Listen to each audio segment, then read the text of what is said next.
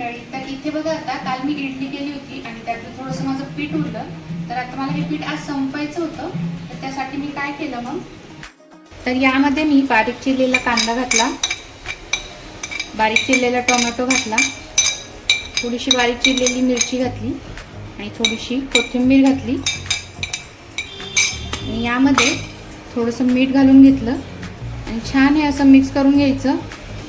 आता यामध्ये आपल्याला थोडंसं असं तेल घालायचं. इथे बघा आता हे जे तेल आहे ना ते तापलेलं आहे. त्यामध्ये आपल्याला आता हे बॅटर घालून घ्यायचं.